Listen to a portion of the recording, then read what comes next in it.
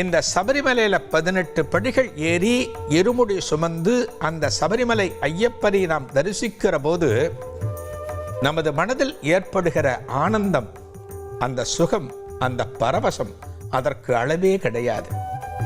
இதோ சபரிமலை காட்சிகளை பார்த்து கொண்டிருக்கிறீர்கள். எல்லோராலும் நினைத்த மாத்திரத்திலே சபரிமலைக்கு வர முடியாது. அந்த சபரிமலைக்கு வருவதற்கு கட்டுப்பாடுகள் உள்ளன. நமக்கு உடல்நிலை ஒப்புக்கொள்ள வேண்டும், பொருளாதார வசதி ஒப்புக்கொள்ள வேண்டும். இவற்றையும் தாண்டி நமது குடும்பத்திலே அனுமதி கிடைத்து இந்த ஐயப்பனை தரிசிக்க வந்தால் அவனது அருள் நிச்சயம் நமக்கு கிடைக்கும். ஒவ்வொரு தெய்வத்திற்குமே அவதார கதை என்று ஒன்று உண்டு. விநாயகப் பெருமான் அவதாரம் நமக்கு நன்றாகவே தெரியும். முருகப்பெருமானை கார்த்திகை பெண்கள் வளர்த்து 6 முகங்களை ஒன்றாக்கி 6 முகனாக ஆக்கினார்கள். அதே போல இந்த ஐயப்பன் எப்படி அவதரித்தார்?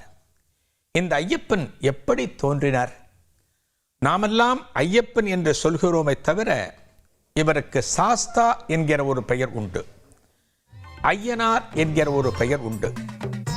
தமிழகத்திலே பல கிராமங்களுக்கு நீங்கள் சென்றால், குறிப்பாக தென் தமிழகத்திலே திருநெல்வேலி, தூத்துக்குடி போன்ற பல மாவட்டங்களுக்கு சென்றால் அங்கெல்லாம் இருக்கக்கூடிய ஐயனார் தான் ஐயப்பன் என்று அழைக்கப்படுகிறார். ஐயன் என்று மரியாதையாக அழைக்கப்பட்ட அந்த தெய்வமே ஐயனார் ஆகி சபரிமலை ஐயப்பனாகவும் ஆகியிருக்கிறார். அந்த ஐயப்பனை நினைத்த மாத்திரத்தில் நாம் சென்று சபரிமலையில் தரிசிக்க முடியாது. ஒவ்வொரு தமிழ் மாதத்தின் பிறப்பின் போது அந்த தமிழ் மாத பிறப்பு காலத்திலே மட்டுமே நடையானது திறந்திருக்கும். மாதத்திலே 5 நாட்கள் 6 நாட்கள் இந்த ஆலயமானது திறந்திருக்கும்.